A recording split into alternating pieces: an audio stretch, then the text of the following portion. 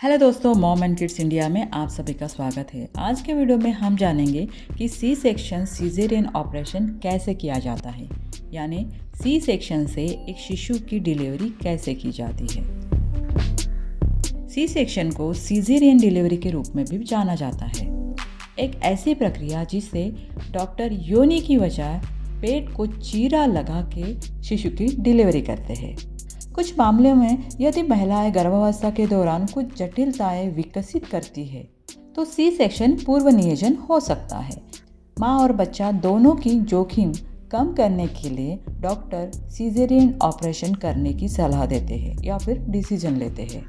कभी कभी आपातकालीन सीजेरियन भी किया जाता है। इसमें नॉर्मल डिलीवरी के संकेत होने के बावजूद कभी कभी आपातकालीन सी सेक्शन भी किया जाता है, जिसमें महिला की योनि प्रसव के लिए फिट न होने के कारण सी सेक्शन ऑपरेशन किया जाता है।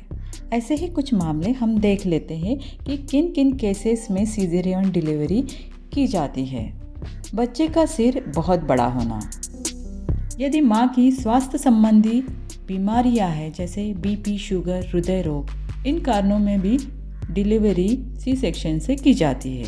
महिला का पहला सी सेक्शन अगर हुआ हो तब सी सेक्शन भी किया जाता है। प्लासेंटा में कुछ जटिलताएं हो, प्लासेंटा प्रेविया में सी सेक्शन डिलीवरी की जाती है। अगर आपका शिशु कंधे से बाहर आ रहा हो, अगर शिशु के पहले पैर बाहर आ गए हो, अगर शिशु को ऑक्सीजन की आपूर्ति कम हो रही हो, गर्भनाल का आगे बढ़ना, ये कुछ कारण है जिसके कारण आपकी सी सेक्शन डिलीवरी हो सकती है।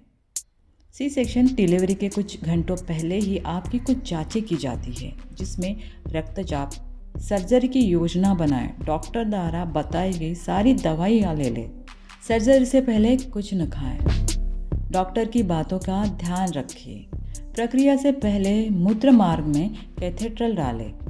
इसके अलावा जननांग के क्षेत्र के बाल हटा दिए जाते हैं। एक आईवी लगाई जाती है। ये कुछ सीजेरियन डिलीवरी के पहले की प्रिपरेशन होती है। अगर आपकी सीजेरियन डिलीवरी की डेट फिक्स है तो डॉक्टर आपको 5 घंटे पहले ही कुछ खाने पीने से मना कर देते हैं। अब जानते हैं कि सीजेरियन ऑपरेशन कैसे किया जाता है। सभी तैयारियां हो जाने के बाद आमतौर पर रीढ़ की जो हड्डी होती है वहाँ पे एपिड्यूरल एनेस्थीसिया दिया जाता है।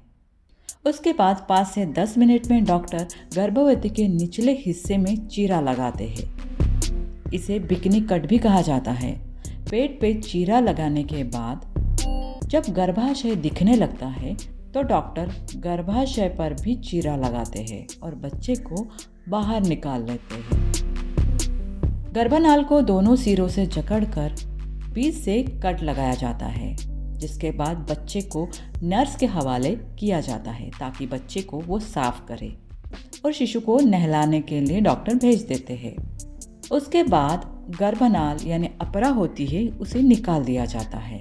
पेट पर चीरा लगाने से और शिशु को बाहर निकालने की प्रक्रिया आमतौर पर 5 मिनट की होती है। इस पूरी प्रक्रिया में कम से कम 40 से 60 मिनट का वक्त लग जाता है। सीजेरियन के बाद चीरा को टाके लगाए जाते हैं और उसे बंद किया जाता है। आजकल नए तरह के टाके आते हैं जो खोलने की ज़रूरत नहीं होती है, वो हमारे स्किन में ही घुल जाते हैं। सीजेरियन डिलीवरी के बाद आपको अपना ख्याल भी रखने की उतनी ही ज़रूरत होती है। सीजेरियन डिलीवरी के बाद महिला 3 से 4 दिन तक अस्पताल में रहती है ताकि डॉक्टर उनकी स्थिति पे नज़र रख सके। आदर्श रूप से सीजेरियन के 1 घंटे बाद आप शिशु को स्तनपान चालू कर सकती है। बहुत बार महिला इस कंडीशन में नहीं होती है कि वो शिशु को स्तनपान कर पाए। ऐसा स्थिति में शिशु को फॉर्मूला मिल्क दिया जाता है। हमने डिस्क्रिप्शन में कुछ अच्छे फॉर्मूला मिल्क के लिंक दिए हैं, वहाँ से आप वो फॉर्मूला मिल्क एडवांस में ही खरीद लीजिए ताकि हॉस्पिटल में आपको कोई दिक्कत ना आए। उसके बाद 3 से 4 घंटे के बाद महिला को चलने के लिए प्रोत्साहित किया जाता है। नर्स और डॉक्टर महिला की स्थिति पे निगरानी रखते हैं। अगर बच्चा स्वस्थ है तो वह माँ के साथ रिकवरी रूम में रह सकता है। माँ को बहुत पानी और अन्य तरल पदार्थ पीने दिए जाते हैं।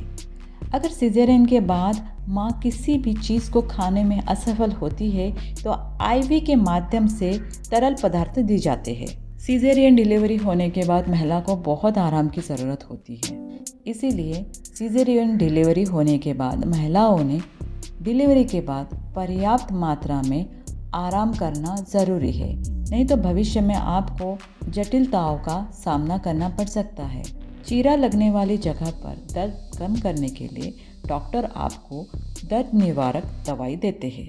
घाव को हमेशा साफ और सूखा रखें। बच्चे के टीकाकरण का ध्यान रखें। डॉक्टर आपको शिशु को किस तरह कौन सी दवाई देना है, कौन सा इंजेक्शन देना है, इसका एक चार्ट देंगे।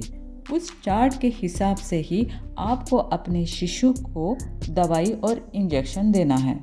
अगर आपको ये हमारा वीडियो अच्छा लगता हो तो ऐसे वीडियो के लिए हमारे साथ बने रहें। अपना और अपनों का ख्याल रखें। धन्यवाद।